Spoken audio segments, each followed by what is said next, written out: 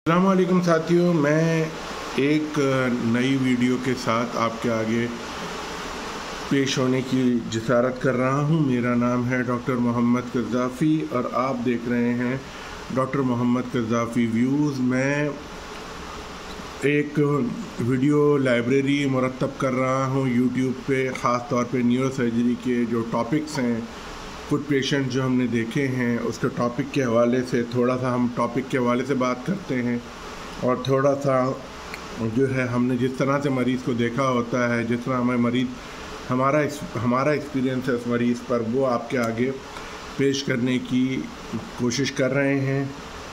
उम्मीद करेंगे कि आप हमें सपोर्ट करेंगे। सपोर्ट की बेइंतहा ज़रूरत होती है। आप सपोर्ट करेंगे तो बहुत अच्छा लगेगा। बहरहाल हमारा तो इरादा मुसम्मम है, हमने ये वीडियो लाइब्रेरी बनानी है। इसके लिए सबसे पहले मैं आपके आगे जो ये केस प्रेजेंट करना चाह रहा हूँ, इसकी डायग्नोसिस मैं पहले रखना चाहता हूँ। ऐसे टॉपिक जो कि बहुत रेयर होते हैं, मैं कोशिश करता हूँ कि उसकी डायग्नोसिस पहले रख दूँ या उस टॉपिक को आपके आगे पहले पेश कर दूँ ताकि इंटरेस्ट किसी हद तक बहाल रहे। तो इसका नाम है ब्लिस्टर कैरोटिड एन्यूरिज्म। एक एन्यूरिज्म होता है जिसे हम ब्लिस्टर कैरोटिड एन्यूरिज्म कहते हैं। तो जनाब, ये 45 ईयर ओल्ड की 45 साल ख़ातून हैं जो कि हमारे पास प्रेजेंट हुई। अचानक उनको सर में दर्द हुआ शदीद और उनकी पास मेडिकल हिस्ट्री में कोई ख़ास बात नहीं है। पास मेडिकल हिस्ट्री ठीक है, अनरिमार्केबल है, नॉन सिग्निफिकेंट है और इसके अलावा वो कोई मेडिसिन भी इस्तेमाल नहीं करती हैं। उनके हमने वाइटल साइंस चेक किए तो स्टेबल थे। उनका ब्लड प्रेशर जब हमने एग्ज़ामिन किया तो वो 125/80 के बराबर था, जो हमारे रिकॉर्ड में लिखा हुआ है।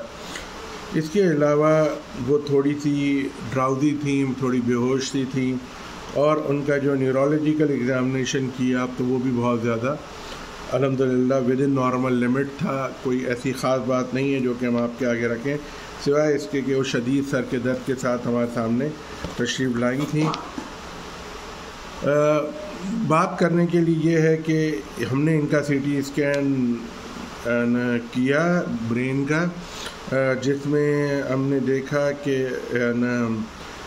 इनको सब एरकनाइड हेमरेज है और वो सब एरकनाइड हेमरेज जो है वो तमाम, मतलब ये कि दोनों सिल्वियन फिशर में भी मौजूद है, इंटर हेमीस्फेरिक फिशर में भी मौजूद है और बेसल सिस्टम्स में भी मौजूद है और किसी हद तक सेलर एरिया में भी ये क्या कहते हैं सब एरकनाइड हेमरेज मौजूद है।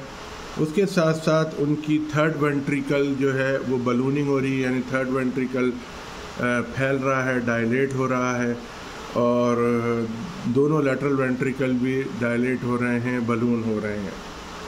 तो इस हवाले से हमें ये अंदाज़ा तो हो गया कि ये सब एरकनाइड हेमरेज है और सीटी स्कैन पर और ये कोई वेस्कुलर इवेंट हुआ है। तो इस वेस्कुलर इवेंट को फर्दर समझने के लिए हमने इनको 4 वेसल सेरेब्रल एंजियोग्राम, जो कि हमारे इलाके में नहीं है, तो हमने उनको भेजा और ये साथ ही हम ये भी भेज देते हैं कि अगर वो इसको क्लिप कर सकते हैं, अगर कोई फाइंडिंग है तो ठीक है, वरना अगर कोयल कर सकते हैं, कोयलिंग कर सकते हैं तो वो कर दें, वरना क्लिपिंग के लिए वो हमें हमारे पास वापस भेज दें तो हम उनको क्लिपिंग की सहूलत हमारे अस्पताल में मौजूद है। हमारी न्यूरो सर्जरी की टीम जो है वो मिलके कर लेते हैं और कुछ किए भी हैं। तो कहने की बात यह है कि ये इधर हमने नोट किया कि सुप्राक्लिनाइड सेगमेंट जो होता है इंटरनल कैरोटिड आर्टरी का, ख़ास तौर पर 4 वेसल सेरेब्रल एंजियोग्राम में, उसमें हमें supraclinoid segment of the internal carotid artery में हमें एक फेंट सा बल्ज मिला, उन्हें एक फेंट सा बल्ज मिला और उन्होंने ये नोटिस किया कि ये इसका जो बल्ज है वो पोस्टीरियर कम्युनिकेटिंग आर्टरी की तरफ है और ये राइट साइड पर है, right communicating posterior communicating artery. वैसे जो बाकी जो एंजियोग्राम था, 4 वेसल सेरेब्रल एंजियोग्राम, वो नॉर्मल रहा। बहरहाल जैसा कि मैं आपको कह चुका हूँ कि ये एक ब्लिस्टर फॉर्म का एन्यूरिज्म है इंटरनल कैरोटिड आर्टरी का। पहले ही मैंने डायग्नोसिस पहले ही आपके सामने रख दी थी, और अब हम इसमें क्या क्या ख़ास बातें हैं जो आपके सामने करना चाहते हैं और आपके आगे पेश करना चाहते हैं।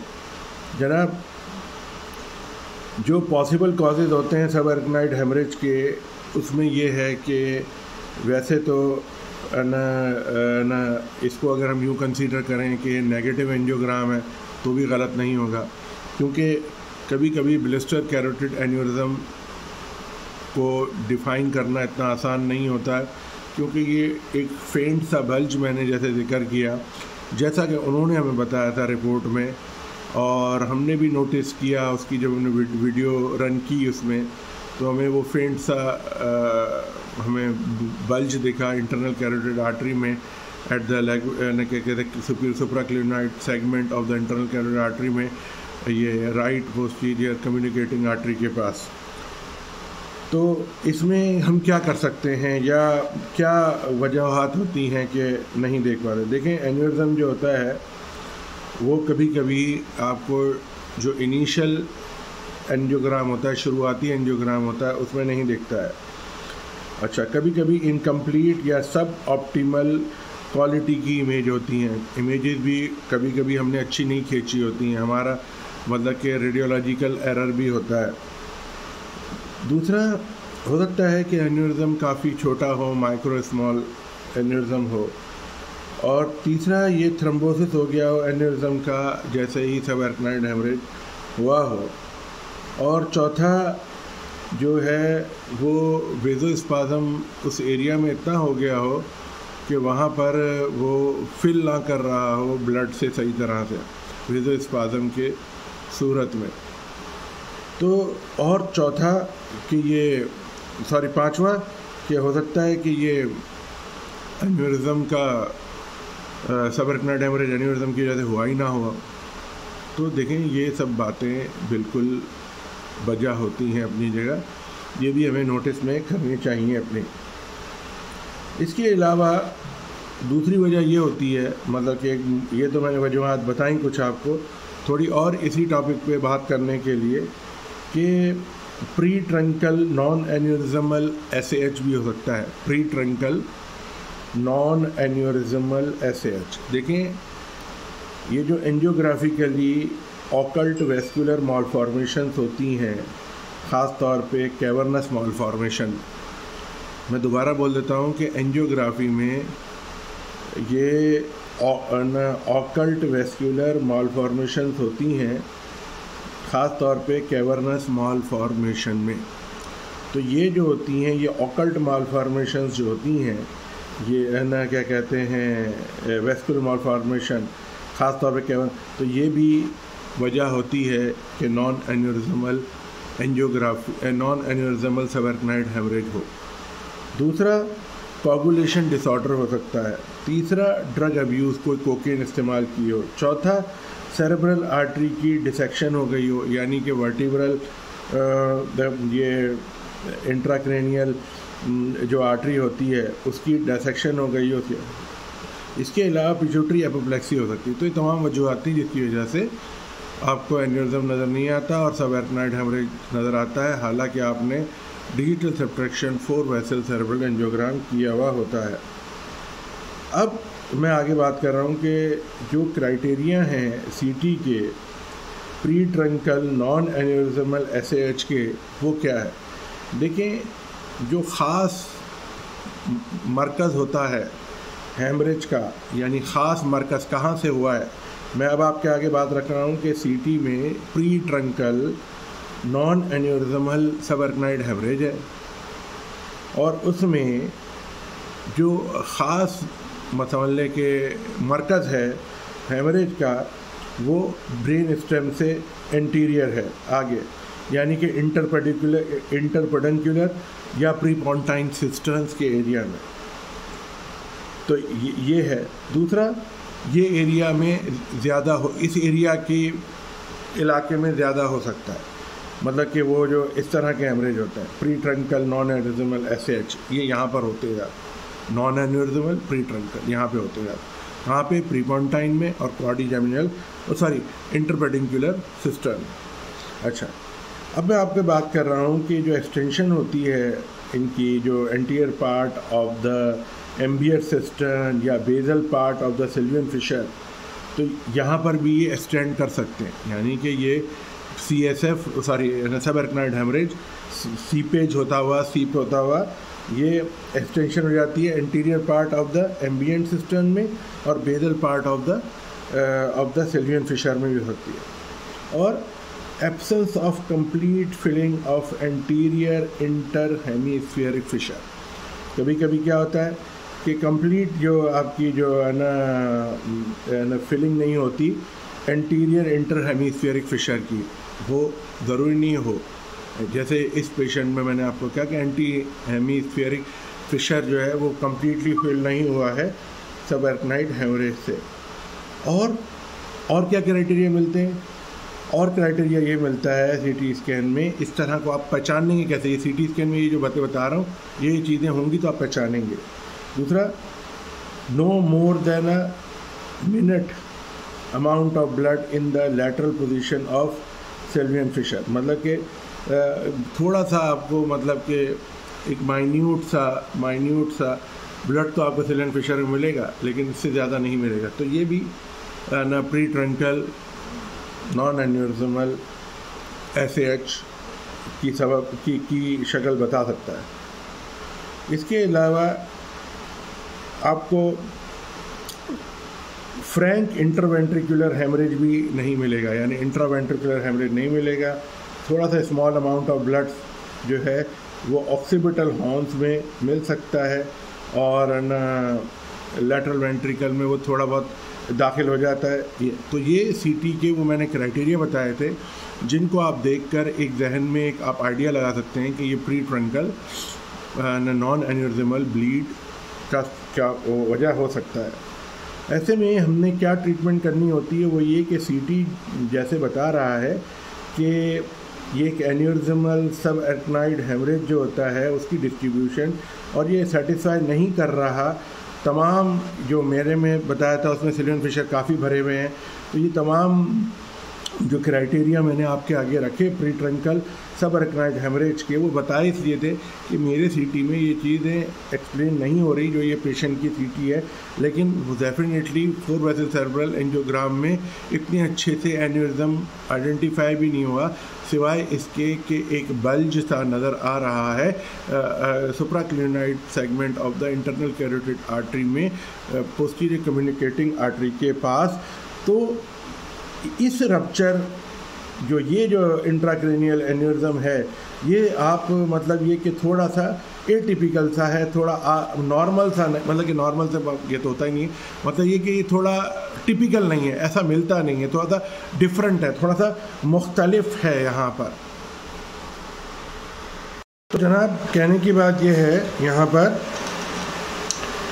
कि ये जो इस तरह के पेशेंट होते हैं इनको आपने आखिर किस तरह से मैनेज करना है। इस वक्त देखिए, ऐसे जो पेशेंट होते हैं उसको मैनेज करने का बेहतर तरीका यही होता है कि आपको पता है कि जो रप्चर इंट्राक्रेनियल एन्यूरिज्म है, ये आप इसको हमेशा के लिए ख़त्म तो नहीं कर सकते कि नहीं ख़त्म, मतलब कि ये तो नहीं कह सकते कि नहीं ये इसकी वजह से नहीं हुआ है, अभी भी आपके जहन में चल रहा है। हालांकि आप उसे प्री ट्रंकल क्या कहते हैं सब आर्कनाइड नॉन एन्यूरिज्मल सब आर्कनाइड हेमरेज समझ के चल रहे हैं, लेकिन फिर भी आप समझ सकते हैं कि ये सब आर्कनाइड हेमरेज की वजह से यहाँ पे हाइड्रोकेफेलस हो जाता है। और हमारे पेशेंट में मैंने आपको जिक्र किया कि थर्ड वेंट्रिकल की बलूनिंग है, और इसमें आम तौर पे शुरू में आपने नोट करेंगे कि हमें एडमिट करना है सबसे पहले पेशेंट को ICU में, फिर हमें एक्सटर्नल वेंट्रिकुलर ड्रेन जो है EVD अगर उसकी ज़रूरत है तो उसको हम क्या कहते हैं मतलब कि उनको डालेंगे ताकि हाइड्रोकेफेलस को अवॉइड किया जा सके और क्लिनिकल डिटीरिएशन जो है उसको भी अवॉइड किया जा सके। दूसरी बात यह है कि बेड रेस्ट कराएंगे पेशेंट को, और सिम्टोमेटिक ट्रीटमेंट से जैसे कि ये अपना एनाल्जेसिया है या क्या कहते हैं एंटीएमेटिक्स हैं, ये हम उन्हें ज़रूर देंगे पेशेंट को। और इसके अलावा ये अपना क्या कहते हैं ब्लड प्रेशर का कंट्रोल भी यहाँ पे करना बेइंतहा ज़रूरी है ऐसे मरीज़ के लिए। कार्डिक मॉनिटरिंग हम उधर करेंगे क्योंकि ऐसे पेशेंट को एमआई होने का ख़तरा बहुत ज़्यादा होता है। ख़ास तौर पर 45 साल खातून है हमारी, इसमें हमें ख़तरा था कि कहीं कार्डिक कोई इवेंट ना हो जाए, और हो जाता है अक्सर बेशतर ऐसे मरीज़ों को। इंट्रावेनस फ्लूइड हम जो है देंगे उन्हें, ताकि उनकी जो है माइल्ड सा वॉल्यूम एक्सपेंशन हो, कंट्रोल्ड वॉल्यूम एक्सपेंशन हो। उसके लिए हमें आर्टीरियल लाइन, वीनस लाइन दोनों हो। सेंट्रल वीनस लाइन, मतलब वीनस लाइन तो वैसे भी होती है, पेरिफेरल वीनस लाइन होती है, हमें सेंट्रल वीनस लाइन हो हमारे पास आर्टीरियल लाइन हो, ताकि उसके ज़रिए हम उनकी परफ्यूजन और ब्लड प्रेशर का अंदाज़ा अच्छे से लगा सकें। कैल्शियम चैनल ब्लॉकर निमोरडिपीन का इस्तेमाल यहाँ पे हम करते हैं। लेबॉर्ट्री में हम आर्टीरियल ब्लड गैसेस करते हैं ताकि पता चले कि partial pressure of oxygen, partial pressure of carbon dioxide, bicarb का अमाउंट और पीएच कितनी है उसकी। इलेक्ट्रोलाइट चेक कराते हैं, कंप्लीट ब्लड काउंट चेक करते हैं। इंट्राक्रेनियल इंटरनेशनल नॉर्मलाइज रेशो जिसे INR कहते हैं, वो भी चेक करना है पीटी के साथ। उसे इंटरनेशनल नॉर्मलाइज रेशो कहते हैं, आपको बताइए। और ये पार्शियल थ्रोम्बोप्लास्टिन यानी APTT और प्रोथ्रोम्बिटाइन यानी कि PT। और सीजर प्रोफाइलेक्सिस के लिए आप अपने हिसाब से जिस पे आपका दवा का आपका एक्सपीरियंस अच्छा हो वो दवा आप इस्तेमाल करें। और इसके अलावा आप ये है कि एंजियोग्राम जो है उसमें जो भी फाइंडिंग्स हैं, जो भी ये फाइंडिंग आपने एंजियोग्राम में देखी है उसको रीअसेस भी कर सकते हैं, रिव्यू भी कर सकते हैं। जैसे कि हम ये देख लेते हैं, थोड़ा सा मैं आपके आगे रखता हूँ कि एंजियोग्राम की हमने किस तरह से फाइंडिंग को असिस्ट किया। और डेफिनेटली ये तो ट्रीटमेंट मैंने इसलिए जिक्र किया कि ये जिक्र हमें करते रहना चाहिए ताकि हमें पता हो कि हमें क्या करना है।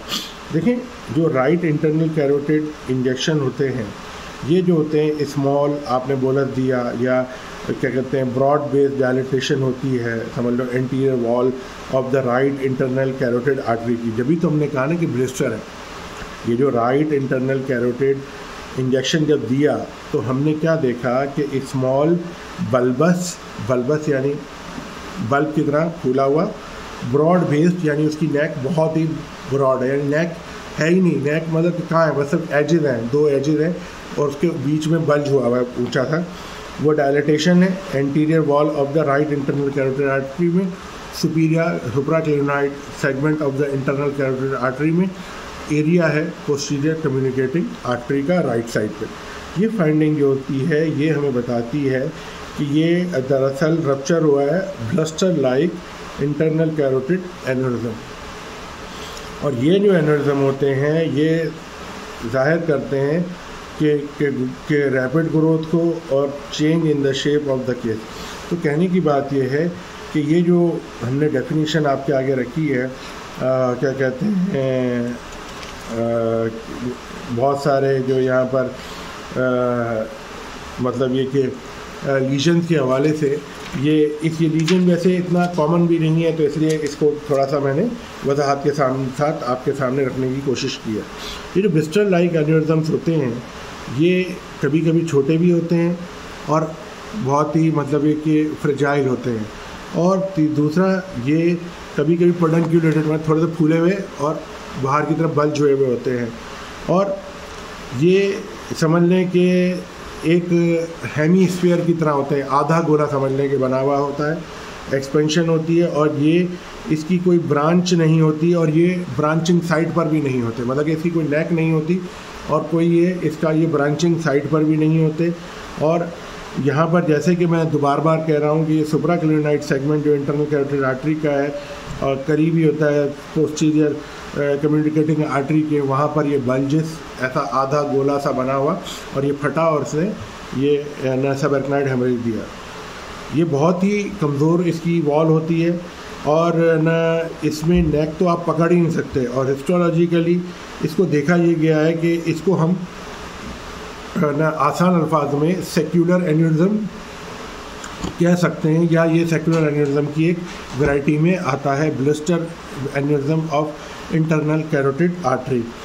अच्छा, इनका जो रिलेशन होता है इंटरनल कैरोटिड आर्टरी का, ये भी आप इधर बता दूं कि ये डॉर्सल भी होते हैं, डॉर्सोमीडियल भी होते हैं, सुपीरियर भी होते हैं और एंटीरियर वॉल में भी होते हैं। यानी कि ये डॉर्सल वॉल में भी होते हैं इंटरनल कैरोटिड आर्टरी के, डॉर्सल मीडियल वॉल में भी होते हैं, सुपीरियर भी हो सकते हैं और एंटीरियर वॉल में भी हो सकते हैं। अच्छा, इनके कुछ पैथोलॉजिकल फीचर्स होते हैं, मैं आपके आगे रखूँ कि एन्यूरिज्म आम तौर पे जहाँ पे आर्टीरियोस्क्लेरोसिस होता है वहाँ पे होते हैं। ख़ास तौर पे ये कैरोटिड वॉल में तो आर्टीरियोस्क्लेरोसिस, एथेरोस्क्लेरोसिस होती है।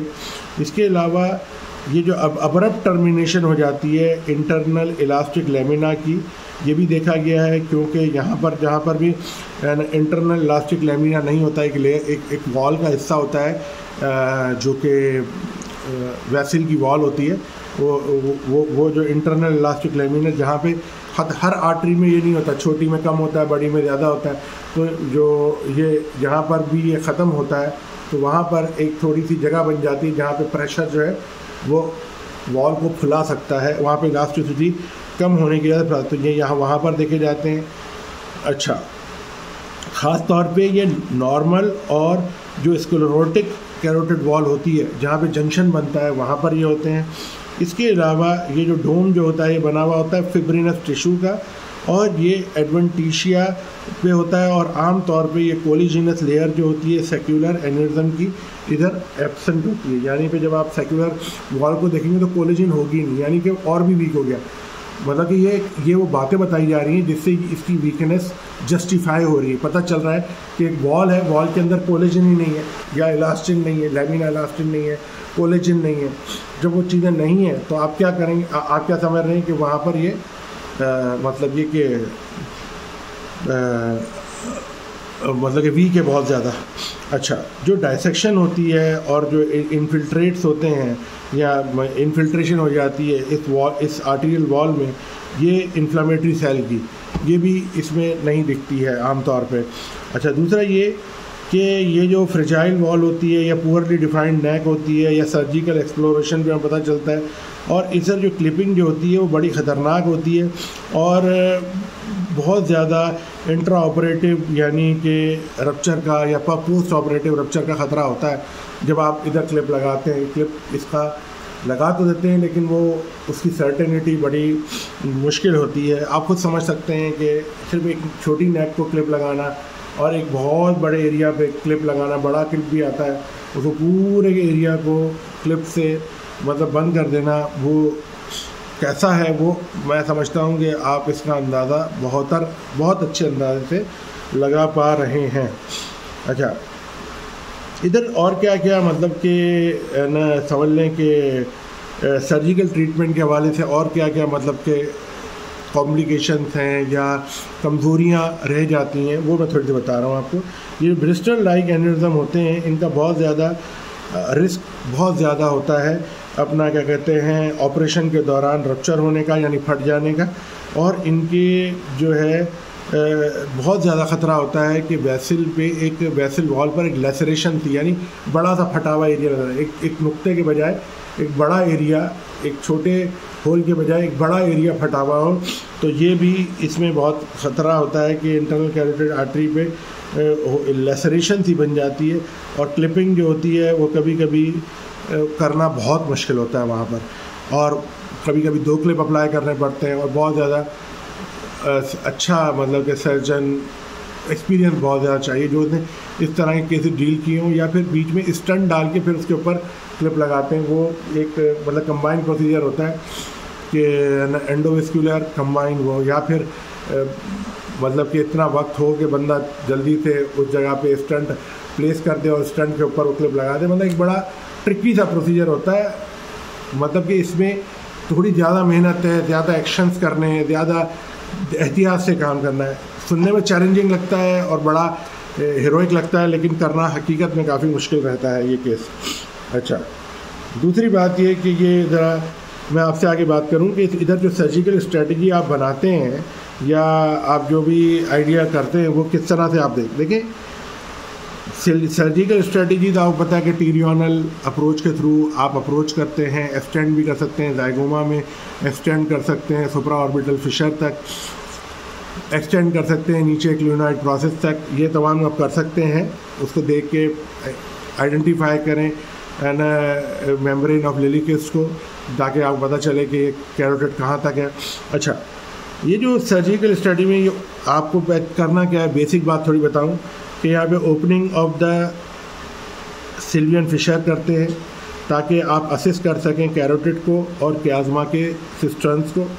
फिर आप फ्रंटल लोब के ऊपर जो रिट्रैक्शन करते हैं वो भी मतलब मिनिमाइज़ हो, ताकि आप आगे उसके फिट्स को भी अवॉइड कर सकें, कंट्यूजन को अवॉइड कर सकें और इंजरी को अवॉइड कर सकें, ताकि ये एपैथी और इस तरह के मसाइल से और इमोशनल मसाइल से आप बच सकें, पेशेंट बच सके उससे।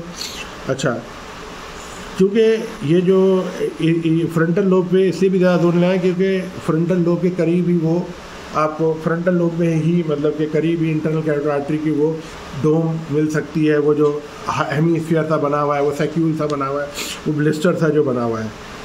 क्लिप जो होता है वो जब अप्लाई करते हैं, मैं थोड़ा बार बार बता रहा हूँ क्योंकि बात करना बहुत ज़रूरी है। क्लिप जो अप्लाई करते हैं ये pressure with in the internal carotid artery वो थोड़ा कम करते हैं, इसलिए कि आपने थोड़ा सा इसके प्रॉक्सिमल अगर वहाँ नहीं हासिल हो रहा तो या प्रॉक्सिमल में इंटरनल कैरोटिड में या कैरोटिड पे आप थोड़ा सा टेम्पररी क्लिप अप्लाई कर दें ताकि उस उधर आप ये अपना काम आराम से कर सकें। अच्छा, क्लिप ब्लेड जो होते हैं वो भी अप्लाई करते हैं, वो जो अप्लाई करते हैं वो बिल्कुल पैरेलल टू द पेरेंटल, मतलब कि जैसे ये आर्टरी है, ये आर्टरी है तो इसकी यूँ पैरेलल क्लिप समझ लीजिए, ये क्लिप है, ये आपको नज़र आ रहा है क्लिप है, तो ये क्लिप जो है मतलब यूँ करके समझ लें क्लिप जो है, ये क्लिप जो है मैं यूँ अप्लाई करूँगा इस तरह से। और फिर दूसरा क्लिप अगर बहुत बड़ी नेक है और आपका क्लिप छोटा ये और फिर दूसरा ये, ऊपर नीचे भी उसकी नोकें हो जाती हैं कभी कभी, यूँ 2 क्लिप भी लगा सकते हैं यहाँ से वहाँ से, वो मुश्किल होता है, मैंने होते देखे हैं लेकिन कहने की बात ही मैंने खुद नहीं किया ये वाला। मैं तो सिंपल जो नेक पतली होती है या रीजनेबल जो नेक होती है तो बहुत ही मतलब इसमें बहुत ज़्यादा एक्सपीरियंस चाहिए होता है बंदे को। बहरहाल मैंने ये नहीं किया, मैं आपके सामने कर रहा हूँ, लेकिन मैंने क्योंकि ये होते देखा इसलिए मैंने केस रखा है आपके आगे। कुछ केसेस हम वो भी रख रहे हैं जो हमने होते देखे हैं, खुद नहीं किए। एक और केस भी मैंने देखा है बहुत अच्छा, वो ब्रेन स्टेम का ट्यूमर था, मैंने साथ करवाया था अबू धाबी में, तो वो भी अगर हो सका तो मैं आपके आगे रखूँगा मेरे अल्लाह ने चाहे। अच्छा, दूसरी बात ये है कि ये क्लिप ब्लेड जो होता है जो आप अप्लाई करते हैं ये parallel to the parental artery और आर्टीरियल वॉल के समझ ले हो गया, मतलब कि बिल्कुल आपने उसके पैरेलल रखना है। अच्छा, दूसरी बात ये कि है ना आपने ये भी देखना है कि आर्टीरियल वॉल को बहुत ज़्यादा नैरो ना कर दे, उसको ल्यूमिन को बहुत ज़्यादा नैरो ना कर दें। अच्छा, कंफर्म करने के लिए होता है कि आपने जब ये कर लिया तो फिर आप ब्लड प्रेशर बढ़ाते हैं और क्लिप रिमूव कर देते हैं, जो टेम्पररी क्लिप है वो हटा देते हैं और फिर देखते हैं कहीं से ब्लीडिंग तो नहीं हो रही या वो किस तरह से मतलब कि उसको हल्के हल्के इरीगेट करते रहते हैं, थोड़ा उसको वक्त देते हैं, वहाँ पे बैठते हैं, देखते हैं। यही तरीका है इसका कि कभी कभी आप 1 मिनट देखा कुछ भी नहीं हो, दूसरे मिनट में हो गया, तीसरे मिनट में हो गया, तो थोड़ा 5-1 मिनट का टाइम देना। हम तो 5-1 मिनट का स्टैंड लगते बातें भी करते रहते हैं आपस में ताकि वक्त गुजर जाए, क्योंकि बंदा अगर वो बातें नहीं होती, असल में ध्यान तो उधर ही होता है, लेकिन अपने आप को कंट्रोल करने के लिए कि हम कोई ओवर एक्टिविटी करके, आप खुद सर्जन हैं, अगर आप सर्जन हैं तो आप समझ सकते हैं कि बंदा थोड़ा सा एजिटेटेड होता है, थोड़ा एक्टिव होता है, हाइपर एक्टिव होता है, तो दिमाग भी बहुत तेज़ काम कर रहा होता है, तो उस वजह से वो सवाल है। अच्छा, दूसरे जो पोटेंशियल सर्जिकल ट्रीटमेंट है यानी wrapping the full circumference of the internal carotid artery, ये भी बताया जाता है क्लिप के ऊपर, और हम बिल्कुल उसके ऊपर रैपिंग करते हैं।